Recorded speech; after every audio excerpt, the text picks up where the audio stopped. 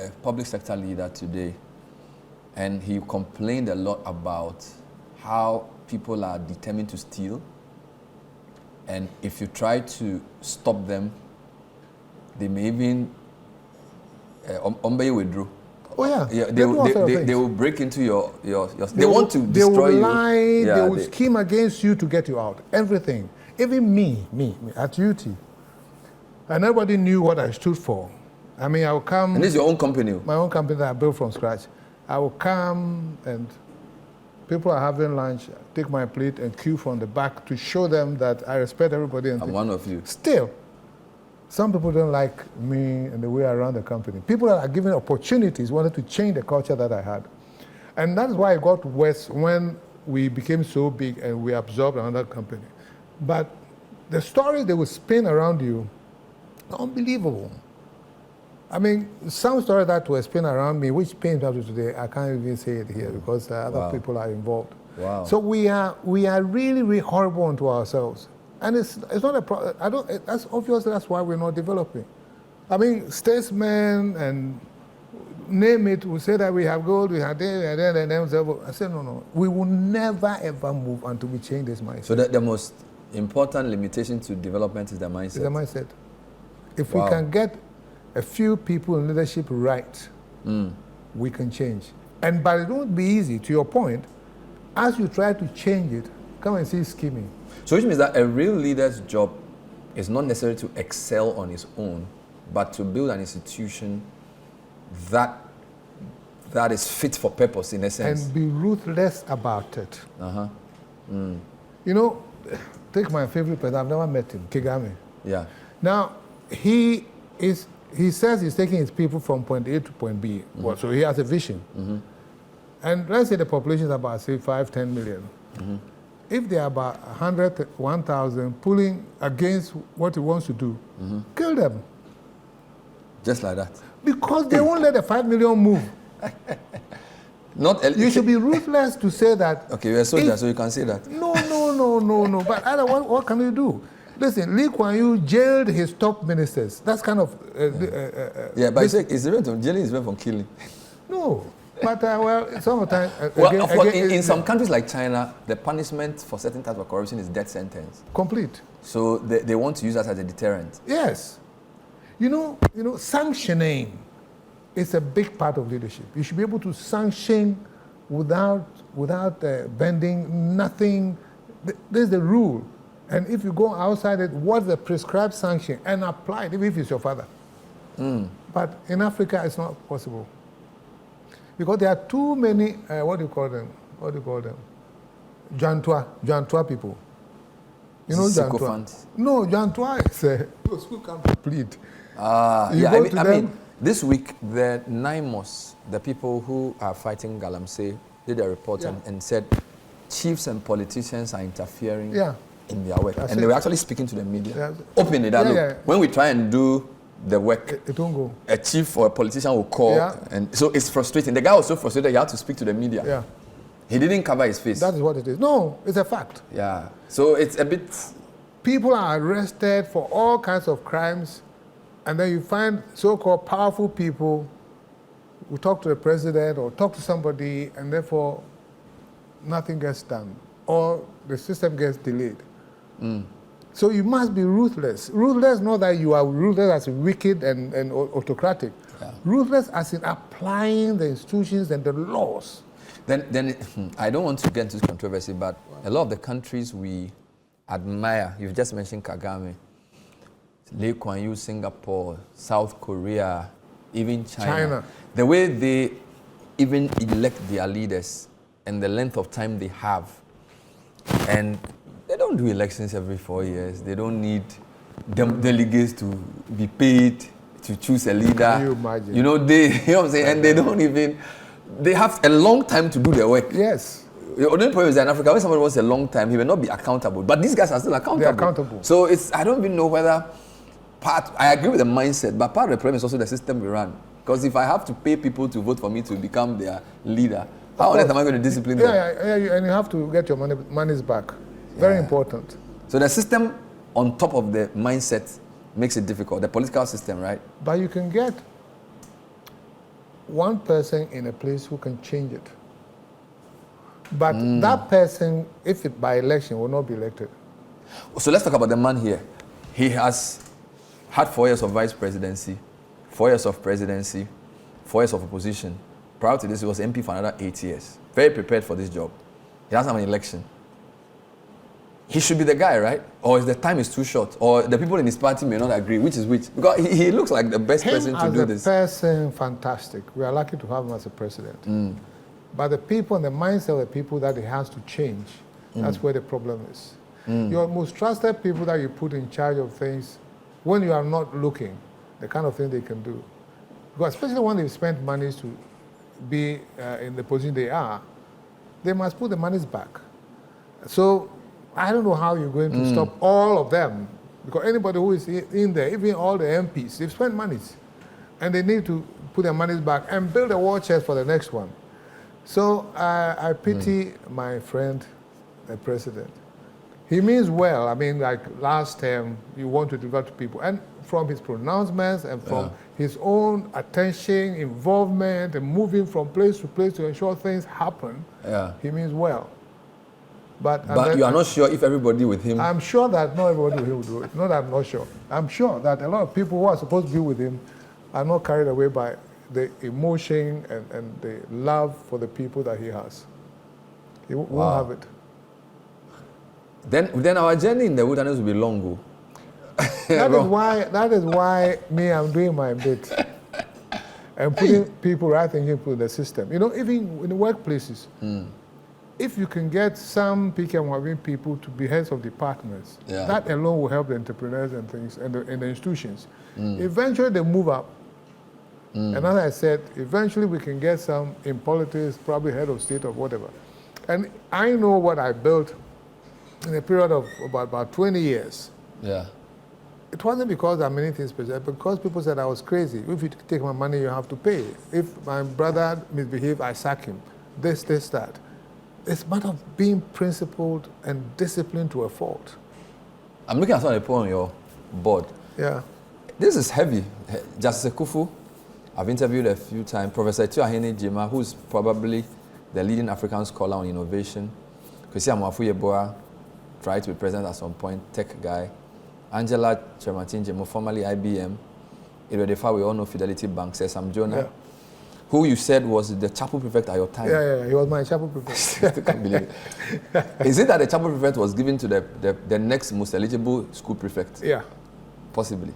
Yeah. Yeah. So maybe at the time he wasn't SP, so he became chapel. Yeah, he became chapel. And he had to be Anglican. He was Anglican. Yeah. He was Anglican. Wow. So he was the chapel prefect at your time. Chapel prefect at my time. Andrew Techapia Zipe. Yeah. The only person I don't know here is Derwin. So because Felix is the guy behind the High Street Journal. Absolutely. So who is Derwin? Derwin is a friend of mine who has a huge association, Americans, Israelis, but he's basically based in Singapore. And when I told him about that, this is what I want to form and the reason behind it, he said he'll be there to help anytime. But he hasn't got the time, so I don't see him. But I also see some generation issues. So you see, her leadership is much older. I think Edward, Efa, and Tuahene are also a bit in the older, and Sam Jonah are one generation. Andrew, Felix are a bit younger. And Angela as well. Is that also part of the mix? Well, it wasn't planned. You know, because when I was starting, I wanted credibility to what I was doing. And once I called them, and interesting enough, anyone that I called said, Kofi, listen, I'm with you. You do it. You know, and so to go and launch this foundation, I needed people who had traveled the distance and have credibility in the system and a mixture of it. So that when I say this is what I'm doing, you will believe it and give me the necessary support and the way to move forward. And they've been their names alone. So do the fellows get to interact with these guys? Some of them. Yeah. Some of them. Yeah. Some of them are too busy, but the leadership has been at graduation, and Kofi Amoabeng is always there. Edifa, I think, has been there once. Sam Jonah has been there. And then Felix is almost full-time, almost like a management team member. ADF has done so well with his bank because he's also sort of left it. He's built it and he's not running it anymore. You know, it's not easy to build something and let it run in your absence. Yeah, but his was also a bit different. He had shareholders and board members, substantive shareholders who were outside, as in the state, Senate, EcoBank and others. I don't know the list, but so they were there to give support and to guide him and things like that for him to come out of it. And they were powerful too in the boardroom. So after he served and built a great institution, then he said, I'm stepping out. Yeah. Where do you know Andrew from? Andrew Techiapia? Andrew went to school with my son, actually, in Adesado. And then he came to work at the UT. In actual fact, Z-Pay license was UT license that they used. Are you serious? Yeah. Because we had a license, FSA UK. And then he came and he said, this is what he's done. I looked at business plan and I said, listen, we are not using it. Run with it. How impressed have you been about his success? He's in almost 19 African countries. I think as we speak, I don't know, because I think there are few issues that I'm yet to understand. But I mean, for him to grow a business and be #1 on Ghana Club 100, I want to congratulate him. I said, this is a feat that no company has done. And then I hope hubris doesn't set in, because you think it become impossible. I went through it when I was expanding to Nigeria and South Africa. People were saying, watch Nigeria. I said, you will go. You know. So, but I hear there are a few problems, but I'm praying as that there would be. I'm praying that things will settle down and you go over it. Yeah, the challenge with a lot of people in Africa is we don't have a lot of industrialists. So you know a lot of the people you've picked out. We do well with financial sector, you know, ideas, but building company that manufactures shoes, clothes, bags, what China, India, Vietnam and co. I feel that seems to be one of the challenges for our continent. So you can have very intelligent people, but they are mostly in the services sector. I mean, I'm not downplaying its importance, but you need people who can make things too, which is where the transformation should take place, don't you think? But there are a few, yeah, you are right, a few. Say Casapeco, for instance, you know, and then you have a few of them, but ours tend to go to, if anything, the Lebanese and Indians. And they seem to be the ones that are successful in that field. The point is that it's difficult to finance those people, those who want to go into industry and things like that. And I must say, when I was at UT, we took some of our risks and we tried to finance some of these people. The problem is that there are too many challenges in there. Because you have maybe a 2-year plan to finish a plant and things like that. Then something happens and it stalls and it goes to 4 or 5. So I guess the banks are not too comfortable. But you need to devote some funds to go into those areas. So you are right. But and some also feel that the banking system and the financial system generally is too focused on commerce and quick turnaround. And that we don't have enough long-term patient capital that the kinds of things that we really need to, you know, like I understand large-scale agriculture kind of thing. But the point is that when you have a thriving treasury bill regime, long-term, when within a year I'm doubling my money and things, then you say long-term. So it has to be detected by the say Bank of Ghana for. And that is exactly what this government is doing. I mean, they fixed the exchange rate. It's almost stable. People now are between 10 and 12. We always know it's in the same. And then interest rates have come down. And then what do you call it? Inflation rate. Has also come These down. are the things that will determine whether monies will go into long-term projects. Which means that for now, the incentive to keep buying T-bills may be reducing. It's reduced. And you know that if you put your monies in a bit of long-term, the city is not going to depreciate harshly to the point where it so makes people even will prefer the city to the dollar in a sense. That's true. So, in short, the government is tackling all the essential things to ensure that we can develop and grow businesses, long-term, whatever. But it takes a bit of time for people to appreciate it and to believe in it. Because if you if you know where the city is coming from, and when we say 60 years of CD and sovereignty, I laugh. Yeah, that celebration was interesting. BOG. Yeah, it's okay. I mean, it is 60 years, but the 60 has done woefully. Yeah. And this is even CD redenominated. So if Exactly. they had kept the CD, Now you are talking. if they talk about CD properly, Yeah, it's 120,000 to $1. there's nothing to celebrate. No, There's nothing to celebrate. no, you can mention it. Yeah, because if you didn't denominate, you'd be 128,000 CDs to the dollar. Yeah. So what kind of currency is that? And when I was in university, it was like 10,000 CDs. God. You know, so we've been in deep trouble. We'll be back. When we come back, we'll talk a few points. This is Prince Kofi Amoabeng live on The Point of View. Stay with us.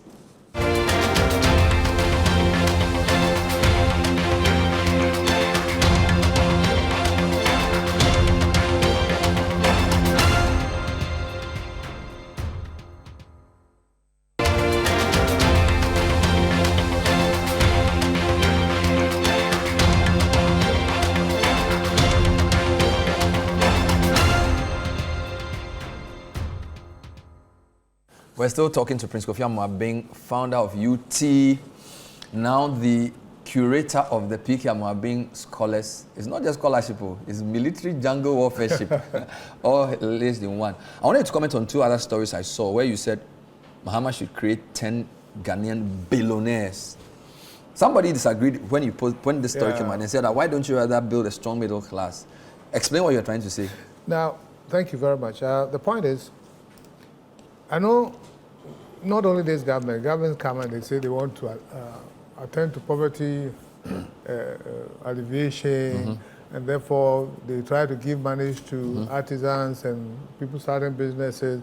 You know the story about the mass locks and all those where the monies go and it doesn't create anything. Maybe they get something small out of it. Now, if you really, really want to create employment, you must identify companies that have credibility. Companies that are run transparently and honestly, and they pay their taxes and state contribution. You should have some criteria and say that these people, let's say they build their companies for 10 years, this is where they've come, and intentionally support them, even with grants. Because as soon as you put the monies with these people, immediately they start employing people for the project that they have. The projects are there, except that they don't have the funding. And then the government starts getting some of the money back through taxes and through corporate tax, through personal tax and things like that. And they can employ a lot more people sustainable and faster than when you give the monies out to some lucky food soldiers because of bread. That's what I mean. So if you really want sustainable employment and verifiable and with conviction, that's where the money should go. But generally, millionaires are created with the support of the state. Absolutely. You can't, it happened in Korea, China, everywhere. Now, one thing which I know and expect from Ghanaians and Africans is that it's our nature to be jealous and envy people because they are successful and they are billionaires, and so what? Then they think they respect themselves more. I beg you. People should realize that billionaires, successful people, leaders, are living in a state of glorified curse. Let me explain that. They still have their one stomach. What are they going to do with the money? Build more houses. You have only one buy cars. cars. You can't sleep in more than one. Do whatever you want. But the money will still go to the people somehow, except in the case of Africa, you probably carry it outside, which is sad. But the billionaire is not living a better life. I tell you, using myself, and I've been a millionaire before, I live a better, relaxed life now than when I was Johnny Walker, Moses CEO, and I was on billboards. I tell you, those days, I get up in the morning. In fact, I come from Ukraine to be Sunday night, top speed, because I have escrow in the morning, I have meeting, Bank of Ghana, I have to talk to other banks. By 4 p.m., I've not eaten. And I'm not even aware I've not eaten. And then, you know what? When I'm feeling hungry, I'll tell my secretary that you go and buy the cocoa and bring inside the car, because people shouldn't see that I'm buying cocoa. And I'm eating, I'm going for another meeting. And you can see somebody who hasn't got money not too much, or not even relaxed life. So I tell you, do not envy and feel jealous about successful people. No. It's a glorified curse. It's a glorified curse. Use that, I say it. You know, so the people who are criticizing the fact that I say we should create billionaires are thinking, we want to create people who come and lord over. No. Leave them alone. So a billionaire knows how to turn around money. He knows how to turn and absorb more people into a system. Absolutely. They are ready to employ more people. And the good ones have good intentions. They want to help people. That is why they sacrifice their time and everything. Forget about what they own. I mean, the guy owns a plane. Sometimes going inside that plane to go and fly out, it's a chore. You are cursing yourself. That you wish you could sleep a bit more, but anyway, they say you should be there at 7 a.m. And you are envying him. No, me, I'll go on my golf course. But what role could Mahama is your friend. Yeah. You are a very experienced man. You are building the future 20 people at a time. But a lot of media speculation about what you could do. One report said you will be a bold choice for defense minister. Oh. Yeah, this was just this story came on Monday. Why President Mahama should consider Kofi Amoabeng the bold choice for defense. Yeah. Who even wrote this story? I don't see the name. What do you think? No. As somebody said. Shafiq Nuruddin. As somebody said, I don't think. You don't think? Now, listen. As we sit here, yeah, and I feel relaxed and laughing and everything, you know, I've been in court. 7 years? Yeah. I've been in court for 7 years. The case is still there in court. Are you the one in court, or they've taken you to court? Or they've taken me to court as a criminal. The state versus Prince Kofi Amoabeng. This was something that was designed by MPP, very, very effective. After they destroyed what I built, then they bundled me and put me in court. And then they took my passport and closed my bank accounts, froze my bank accounts, destroyed everything. And I'm in court up to today. Now I don't even have the next court date. Can you imagine? And you see... But how's the case going? I don't have a court date. But I know, I mean, this is serious matter. Now, you see, wow. The sad aspect of this, and probably that's why I started doing something with my life, is that I don't think God took me through the life I've led, UT and everything, for it to go to waste. Yeah. So when the bank was collapsing, I was under all this pressure, I said, what do I have to give back to the system? I must have something. And I said, no, wait a minute. At least my experiences cannot be taken away. So I wrote 3 books. And then I started a foundation, all about giving back what I have. And I didn't say that I'm waiting for the court to be over and start crying. No. At any point in time, you have something to give out to the system. So that's what I'm doing. Now, what it deprived, that action deprived this country of my services. I could have been on a lot of boards because my experience, people wanted, but I couldn't because I'm a suspected criminal. And I couldn't even move and do a whole lot of things. And I lived with it. I wanted to go to US, my daughter's graduation. They actually sent someone to US Embassy, letter to US Embassy, and said I shouldn't go, when the court had given my passport back. So I came back, you know what I did? I put my bag down, packed another bag, I went to Kukrantumi. If they don't let you go to US, you go to your hometown. And I said, I haven't saved money. I saved money, leave me alone. No, you're laughing, but it's a crazy situation. Yeah. You know, but you have to survive. But why won't your lawyers file for no case or something? I think at the right time they might want to do something. Because 7 years is a long time for a case. And you know, see how we destroy our own. For somebody that has got national honors and acknowledged international and everything, they kill you. They kill you. Wow. Yeah, that's what I... Somebody said that one admirable thing about you is that you didn't let your company's success or its collapse to define you, because a lot of people who used to be something, when that something is no longer there, they can't even talk. You are here, Charlie. You are just happy. It's a good point you've made. You see, we come to the world to acquire worldly things, but we want to use the worldly things to impact the world, because you won't go with it. Yeah. So no matter what you use, the worldly things you acquire to impact the world, like knowledge, like money, like your health, and whatever you know. And so for me, when I was, say, at the top of things, I still had one shoe, I had one watch, I had one car that I was driving myself. I would queue in the cafeteria. So I didn't, the monies and the work did not define me, did not change me. So when it wasn't there, I still can afford one shoe. My one watch hasn't gotten spoiled. So my life became normal and I can afford one car. Wow. But it's when you raise yourself and the money and the wealth is what defines you, then without those monies, you commit suicide. And somebody came to me when the bank was closed and said, Kofi, why are you staying on the 8th floor?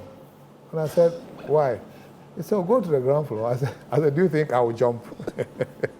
And that's my very good friend who was concerned about me. You know? Oh, Lord. Wow. Look, we wish you well. The Amoabeng cohort, congratulations on passing through. We really hope this thing becomes systemized so that we can have a new generation of Ghanaian leaders in the image of this great Ghanaian citizen. Thanks for being on the show. Always good to have you. I've had a good laugh today. We'll be with you next time. Have a great evening. Bye-bye.